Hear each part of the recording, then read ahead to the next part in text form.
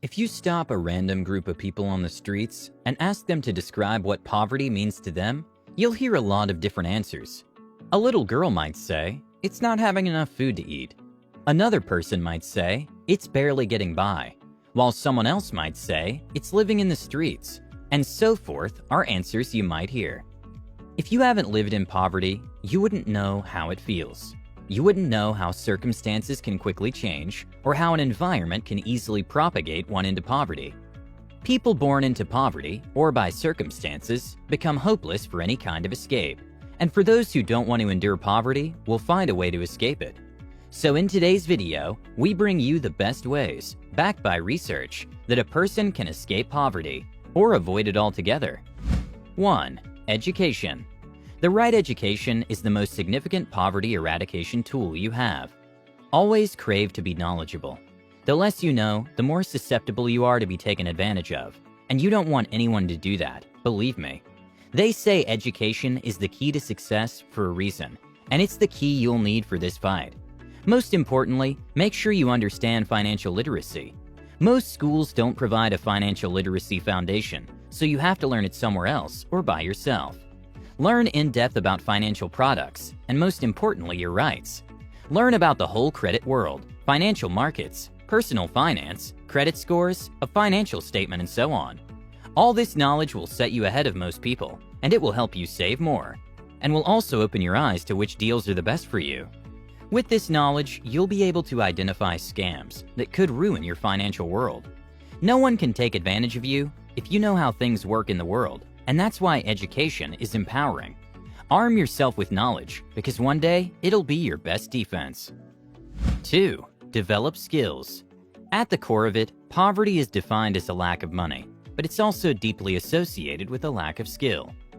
To escape poverty, learning a relevant skill is among the best strategies you can implement. Learn a skill that people will want to pay for. Numerous free resources can help you develop and be great at the skills you want. You can learn from your local carpenter, shoemaker, mechanic, and other trades. You can also learn from books and the internet to be good at design, programming, marketing, etc. Doing decent work will be the stepping stone in this journey. With the right mindset, you'll earn a simple living, which will boost your confidence, and you'll be proud of yourself and how far you've come. When you master that skill, learn more on the job and be the best in your community. Be that person that everyone wants to work with and maybe eventually work for. Use your skills to make a living and add value to yourself by always looking for what's next. Always seek growth and never get comfortable. Okay, so I'd like you to do something for me. Pause this video right now and do me a huge favor by hitting the like button. If you did, you're awesome, and thank you so much for your support. 3. Learn to sell. Making sales is the basis for everything in this world. The fact that the New York Times ranks the best books as the best-selling authors, not the best written authors, should tickle your brain. If you can master the skill of selling, you'll make a lot of money in this world. The highest paid career in the world is sales. Most of the richest people in the world are best at selling. They sell their vision, they sell their products, they sell their services, and they sell their skills.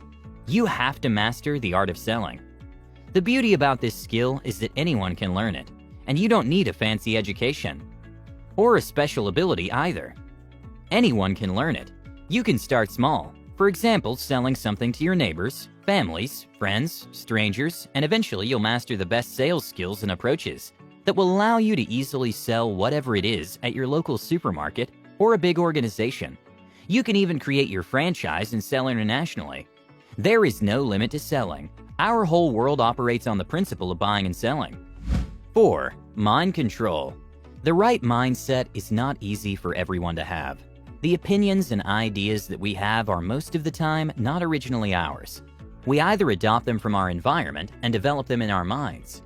Our environment can be that of poverty, and what our peers say, do, and think is what our minds will believe as our own opinions. Social media, radios, televisions, all these give our minds suggestions on what opinions to hold. They even make us buy more things than we had previously planned on. It's like going to the supermarket or food shop hungry. You see all kinds of foods displayed, and you end up getting way more than you needed. Or the famous pyramid schemes that make people believe that they can earn money faster by putting in a little. They end up losing it all. What am I trying to say? Our minds can be swayed. Our opinions are not our own. You'll spend all your time, money, energy deeply invested in somebody else's ideals that are not benefiting you one bit. Take control of your mind. You might have been born into poverty, but you won't want your own family born into the same. Your mind is of value, and treat it like that. Take control of your mind and what you feed it. Be able to decipher your own opinions for what's best for you and how best to improve your situation. Take up activities that inspire you to dream and realize your goals. Your mind will lead you to partake in incredibly productive actions if you feed it right. So please do. 5. Entitlement. In the world we live in, nothing comes easy. The systemic idea of educational progression is not how it was back then. Back then, professions were supported by higher learning institutions. They would even pay for your higher education. What the market needed at the time is what they would take you to school to study for. Soon enough, there were too many people with higher education, and it was all saturated. You now have to add other things to get a good job. When you've studied so hard, passed through all hardships, don't have expectations. You can't be handed that job just because you scored higher marks. There will be no special treatment because people are selfish. People are dealing with their problems, and for sure, you don't cross their minds. Don't be entitled to getting things just because you come from poverty or even suffered adversity. Learn the hard work. Take that entry-level position or that first job that you might think is below you and lay that foundation for yourself. No one will do it for you.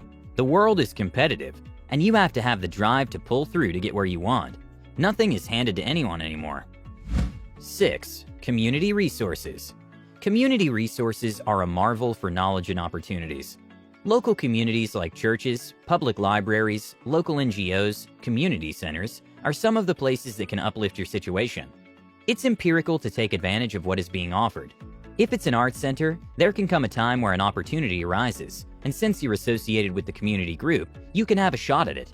These community projects and organizations offer programs that help you become self-reliant. There can be training, workshops, one-on-one coaching, financial literacy, and a space to share your skills and talents. If help is coming from the government or international NGOs, they usually reach out to community outreach groups and programs which touch down to people on the ground. I see these as opportunities you shouldn't miss. From these community resources, you can get scholarships, jobs, build networks, develop your craft, recognition of your talents, and so forth. This is the one opportunity you've always wanted, and you shouldn't miss it. 7. Get professional. With the skills you have, you need to set yourself apart from what others in the same field offer. The clients you get are there for you to service them, and not because they need to help you get out of poverty. You as a person with a product or service, you're solving a problem for your clients, and that's why they hire you or work with your products or skills. As you go about your business, don't offer mediocrity and nonchalant services. Don't leave your client with a distaste for the service you've provided. Keep in mind that people want to be treated well and want the best results out of everything. You have to focus on helping them get exactly what they want for you to get what you want. Treat your work as your baby. You'll need those referrals from your clients to make your business thrive. You'll need those networks to work with other people that can give you the first call when an opportunity arises. You need to be building bridges professionally. Work on your work relationships and go professional. You'll be amazed at how much positive word of mouth will help your business. 8.